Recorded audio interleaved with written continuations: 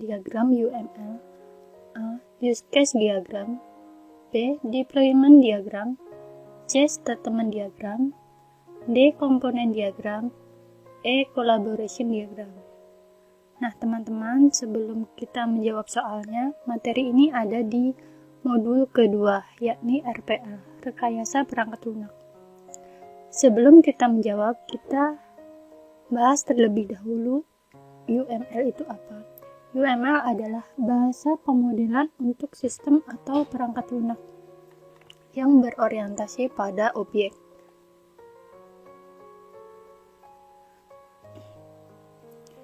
Elemen utama dari UML ada 3, yakni benda atau objek. Yang kedua adalah hubungan atau relationship. Yang ketiga adalah bagan atau diagram. Nah, sesuai dengan soal yang ditanyakan, diagram dalam UML, Unified Modeling Language, ada 7 diagram. Kita bahas satu persatu. Yang pertama adalah use case diagram. Merupakan suatu diagram yang menggambarkan fungsionalitas yang diharapkan dari sebuah sistem. Sebuah use case dapat mempresentasikan atau menggambarkan interaksi antara aktor atau user dengan sistem. Use case bekerja dengan cara mendeskripsikan tipe interaksi antara user, sebuah sistem dengan sistem itu sendiri melalui sebuah cerita bagaimana cara sebuah sistem dipakai.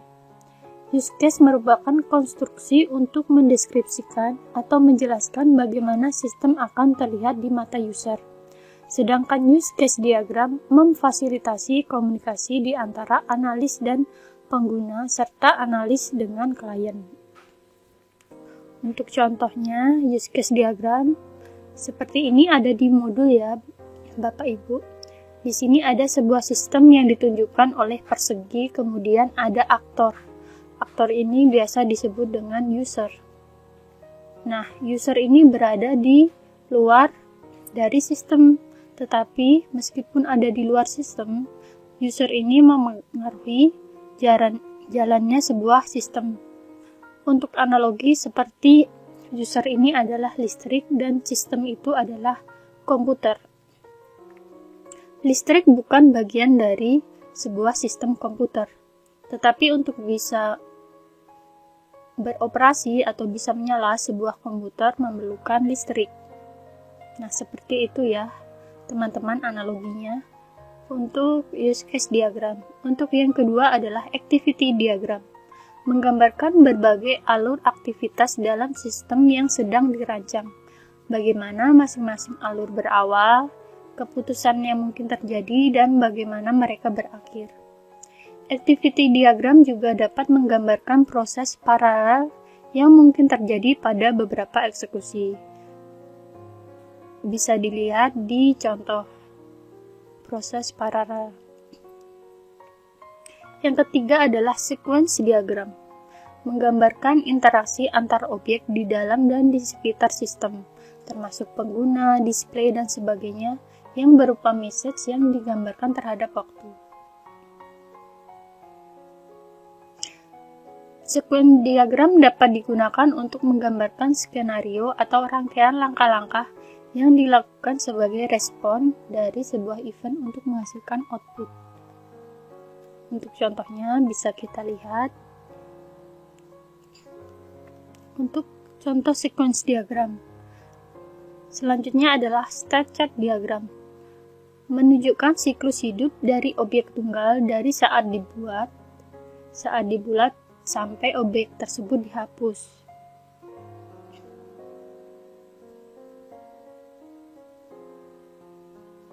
Contohnya state chart diagram. Kemudian deployment diagram merupakan gambaran proses-proses yang berbeda pada suatu sistem yang berjalan dan bagaimana relasi di dalamnya. Yang keenam adalah collaboration diagram, suatu diagram yang memperlihatkan atau menampilkan pengorganisasian interaksi yang terdapat di sekitar objek, seperti halnya sequence diagram serta hubungannya. Yang terakhir adalah komponen diagram. Komponen diagram adalah bagian fisik atau replaceable dari sistem yang bersesuaian dan menyediakan realisasi dari sekumpulan interface. Komponen diagram menunjukkan organisasi dan ketergantungan.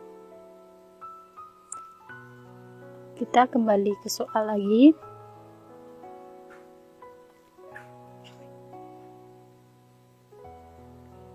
Nah, seperti ini adalah gambar diagram UML dari yang sudah kita paparkan tadi, bahwa ada user atau aktor berada di luar sebuah sistem. Meskipun di luar sistem, aktor ini berpengaruh terhadap sistem. Ini disebut dengan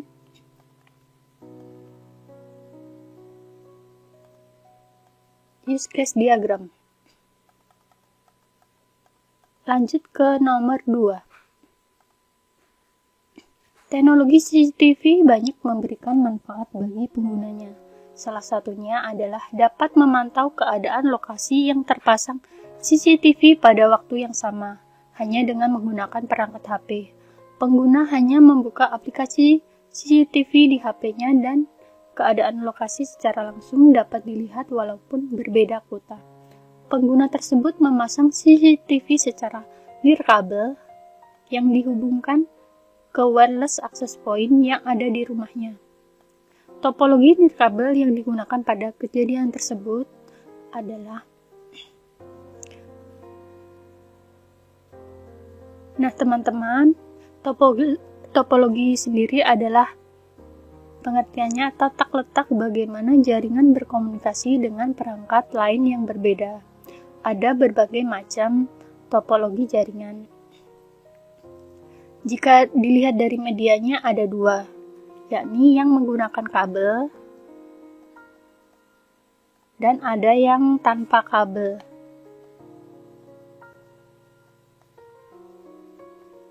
Yang tidak menggunakan kabel ini disebut dengan nirkabel atau wireless. Nah, apa saja topologinya, macam-macamnya? Yang pertama adalah topologi star. Dalam topologi star, semua komputer terhubung ke titik pusat yang bisa berupa hub atau switch.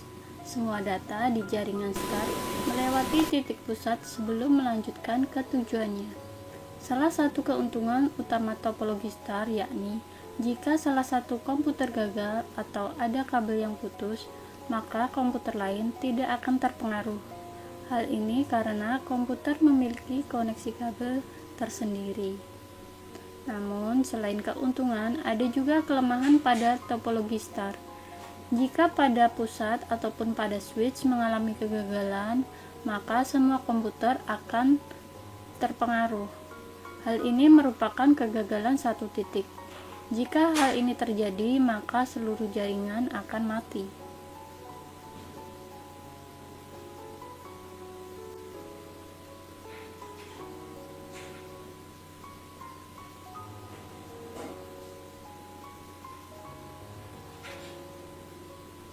Topologi kedua yakni topologi ring adalah jenis konfigurasi di mana setiap komputer terhubung satu sama lain dalam bentuk ring atau lingkaran. Jadi setiap komputer dalam ring tepatnya mempunyai 2 tetangga untuk keperluan komunikasi. Setiap paket data dikirim di sekitar ring sampai menuju tujuan akhir. Untuk sekarang teknologi ini sangat tua dan jarang digunakan. Keuntungan dari topologi ring adalah mudah untuk menginstal sehingga mudah juga untuk memecahkan masalah.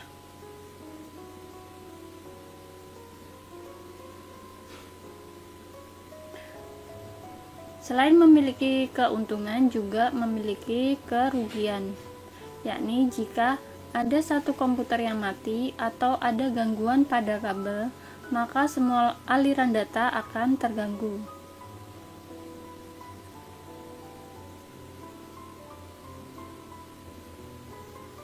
Berikutnya adalah topologi bus.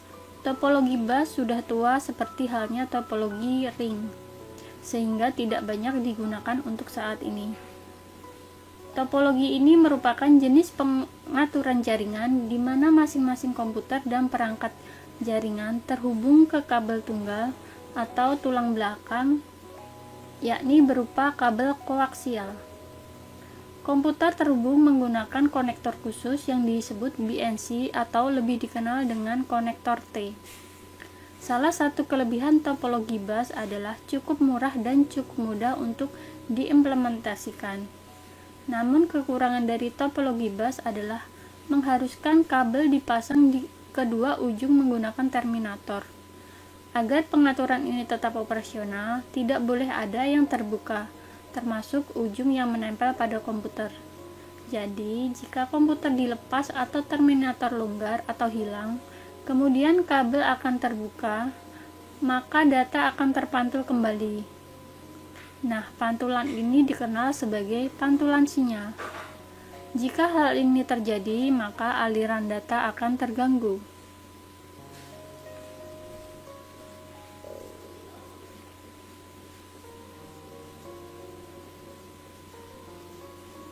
Berikutnya adalah topologi mesh. Dalam topologi mesh, setiap komputer dalam jaringan akan terhubung ke setiap komputer lain di jaringan tersebut. Jadi, dengan memiliki begitu banyak koneksi, pada jaringan topologi mesh ini menangani kegagalan dengan sangat baik. Dalam ilustrasi berikut ada 4 komputer dengan 3 koneksi di mana setiap komputer yang memuat total 12 koneksi untuk jaringan ini. Nah, keuntungan dari topologi mesh itu apa? Keuntungannya adalah topologi ini dapat menciptakan tingkat redundansi yang tinggi, karena jika satu atau lebih koneksi mengalami kegagalan, komputer masih dapat saling berkomunikasi. Namun, karena jumlah kabel dan kartu jaringan yang harus digunakan banyak, topologi mesh bisa mahal sehingga jarang digunakan pada jaringan area lokal atau LAN. Nah, contoh yang menggunakan topologi mesh adalah jaringan area luas seperti internet. Jadi, internet adalah contoh dari topologi mesh.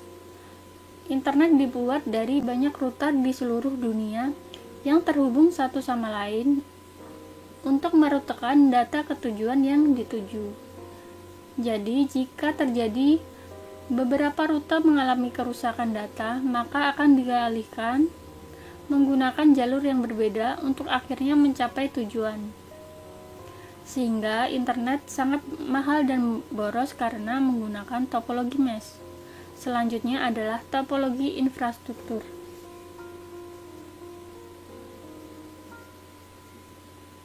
Topologi infrastruktur memerlukan perangkat jaringan tambahan sebagai penghubung antara satu end user ke end user lainnya.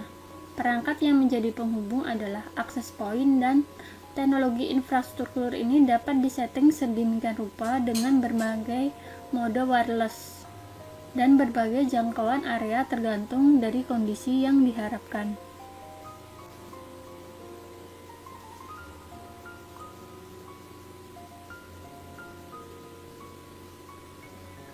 Selanjutnya adalah topologi ad hoc.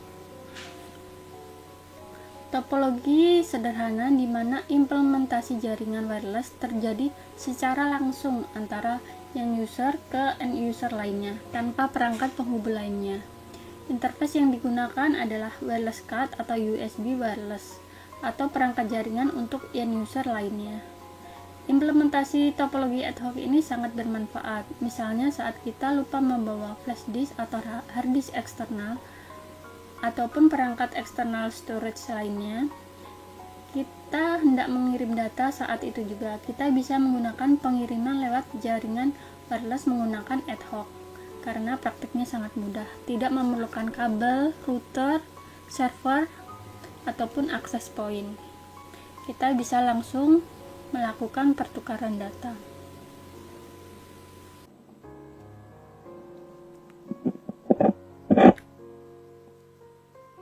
Selain topologi yang sudah disebutkan tadi di soal, ada juga tentang topologi tree.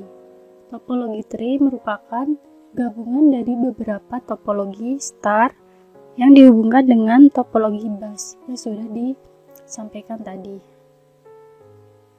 Kita kembali ke soal. Topologi nirkabel yang digunakan untuk CCTV ad hoc tentu saja salah ya, karena ad hoc untuk komunikasi peer-to-peer secara langsung, tanpa router, tanpa access point, tanpa penghubung. Kemudian yang tri adalah gabungan dari topologi star dan bus menggunakan kabel, salah juga. Kemudian topologi infrastruktur ini terdiri dari dua, yakni topologi point to point dan topologi point to multipoint. Jadi jawabannya tinggal topologi point to point atau topologi point to multipoint. Nah, di sini kan bisa membuka aplikasi CCTV di HP. Jadi HP-nya bukan hanya satu ya. Bisa oleh beberapa HP. Jadi jawaban yang betul adalah yang D, topologi point to multipoint. Soal nomor 3. Bu Emma memiliki kepedulian terhadap pengembangan potensi peserta didiknya pada saat menemukan peserta didik yang prestasinya lebih rendah dari tingkat kecerdasannya. Salah satu upaya terbaik yang perlu dilakukan guru untuk mengatasi kesulitan belajarnya adalah A. Memberikan tugas berupa latihan soal dan membuat rangkuman. B. Memberikan penjelasan manfaat materi yang dipelajari di awal pembelajaran. C. Meningkatkan minat dan motivasi belajar serta melatih keterampilan belajar. D. Disarankan untuk berkonsultasi kepada konselor pendidikan. E. Meminta orang tua peserta didik agar memperhatikan anaknya. Jadi kata kuncinya adalah prestasinya lebih rendah dari tingkat kecerdasannya. Jadi anak perlu diberikan motivasi, kemudian diberikan juga untuk latihan kognitifnya, melatih keterampilan belajar.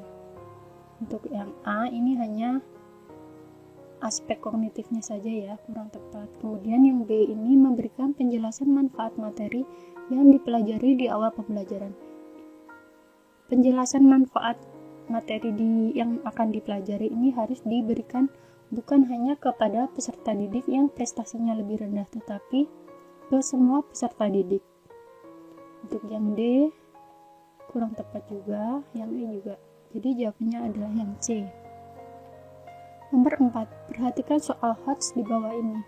Beragam permasalahan mendera Teluk Balikpapan, Kalimantan Timur. Dari pembalakan kayu ilegal, penebangan mangrove, pabrik CPU di muara sungai, sampai limbah pertambangan batu bara. Menambah beban berat bagi lingkungan. Keragaman hayati kawasan ini pun terancam. Berdasarkan kasus di atas, apa yang Anda lakukan untuk mengatasi masalah tersebut? Jelaskan alasannya. Manakah indikator soal yang paling tepat untuk soal di atas? Yang diminta adalah soal HOTS. Kata kuncinya adalah berpikir secara kompleks, berpikir tingkat tinggi.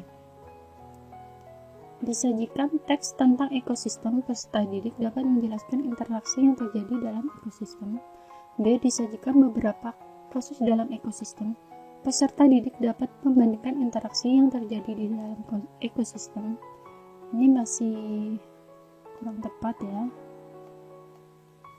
Karena selain membahas tentang ekosistem, terdapat beberapa masalah dalam ekosistem seperti kayu ilegal, pembalakan kayu ilegal, penebangan mangrove, permasalahan-permasalahan yang terjadi.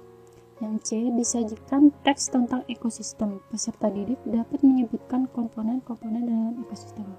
Kurang tepat juga karena harus ada permasalahannya. Disajikan permasalahan kontekstual tentang ekosistem dapat menyelesaikan. Atau yang E. Disajikan permasalahan tentang lingkungan hidup. Peserta didik dapat mengidentifikasi. Jadi selain mengidentifikasi, peserta didik dapat menyelesaikan permasalahan tersebut menggunakan konsep ekosistem. Jawabannya yang D.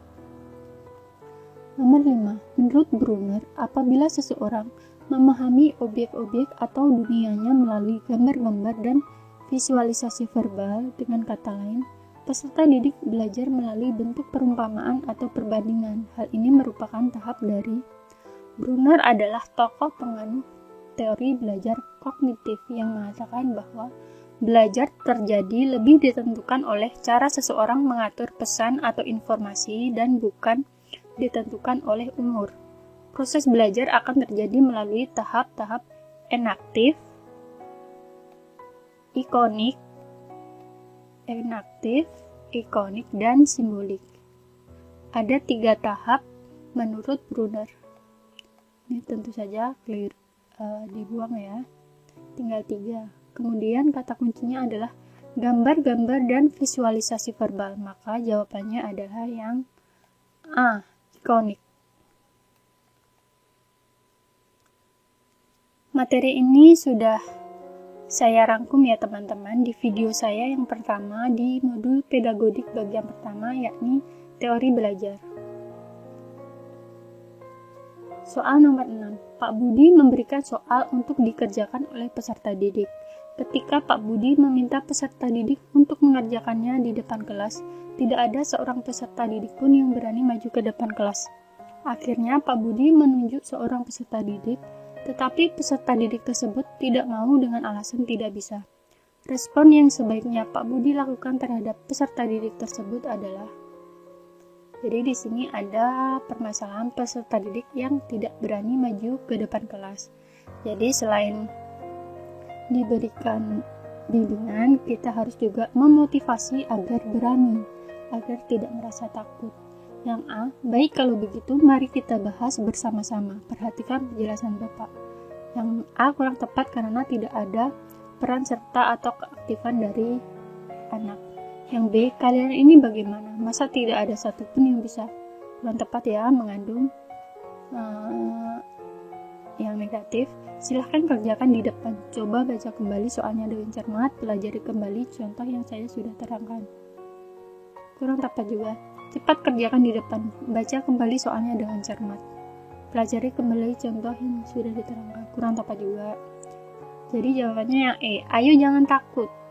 Coba saja dulu kerjakan di depan. Jadi, diberi motivasi dulu agar tidak merasa takut, agar berani. Kemudian setelah merasa berani maju ke depan, diberikan bimbingan. Jawabannya adalah yang E. Soal nomor 7. Soal nomor 7 ini ada di modul pertama, yakni mengenai teknologi informasi dan komunikasi. Ada di modul yang pertama. Berikut ini adalah undang-undang mengenai hak kekayaan intelektual. Manakah undang-undang HAKI yang diberlakukan di Indonesia? Undang-undang HAKI nomor 14 mengenai hak paten dan nomor 15 mengenai merek. Sedangkan undang-undang nomor 41 ini adalah mengenai peraturan pemerintah tentang pembayaran pajak penghasilan orang pribadi yang akan bertolak ke luar negeri. Bukan ya. Kemudian Undang-Undang nomor 4 ini tentang pengendalian kerusakan dan pencemaran lingkungan. Jadi jawabannya adalah yang 1 dan 3. A. Undang-Undang nomor 14 mengenai hak paten. Kemudian Undang-Undang nomor 15 mengenai merek. Nomor 15 mengenai merek. Nah, ini nanti bisa teman-teman lihat lagi di modul pertama di TIK, modul pertama TIK. Nomor 8. Menurut Kochberg, tahap naively egoistic orientation dalam perkembangan moral peserta didik atau anak, yaitu tahap di mana anak menilai baik buruk berdasarkan. Nah, teman-teman yang sudah mengikuti tryout pertama mungkin sedikit paham, sepertinya ada kunci jawaban yang error. Karena jika yang menjawab persetujuan orang lain ini benar, sedangkan berdasarkan modul atau teori-teori yang ada, perkembangan moral tahap naively egoistic orientation, tahap di mana anak menilai baik buruk berdasarkan, adalah yang A. Kontrak atau imbal jasa. Nomor 9. perhatikan gambar di bawah ini. Untuk masuk ke sebuah jaringan internet secara wireless biasanya diminta login seperti gambar di atas. Ini merupakan salah satu tujuan keamanan jaringan berupa biasanya disebut authentication. Penjelasannya adalah bisa kita lihat authentication atau autentifikasi adalah suatu langkah untuk menentukan atau mengkonfirmasi bahwa seseorang adalah asli. Melakukan autentifikasi terhadap sebuah objek adalah melakukan konfirmasi betul atau tidak terhadap kebenarannya. Misalkan si A ini benar, si A yang ini atau bukan. Sedangkan melakukan autentifikasi terhadap seseorang biasanya adalah untuk memverifikasi identitasnya. Apa benar si A ini, bukan si B atau si C. Pada suatu sistem komputer, autentifikasi biasanya terjadi pada saat login atau permintaan akses. Jadi jawabannya adalah yang D, authentication. Soal nomor 10. Jika benda berwarna putih disinari cahaya kekuningan, lalu difoto, benda itu akan tampak berwarna kekuningan pada fotonya. Untuk mendapatkan warna asli putih dari foto benda tersebut, maka yang Anda harus lakukan adalah D. Mengatur white balance.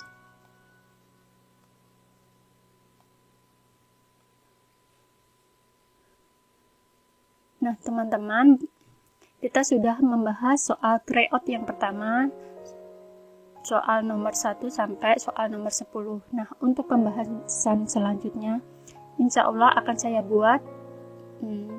Jika ada teman-teman yang mempunyai jawaban lain, silahkan cantumkan di kolom komentar. Jangan lupa subscribe agar saya semangat membuat video selanjutnya. Terima kasih. Wassalamualaikum warahmatullahi wabarakatuh.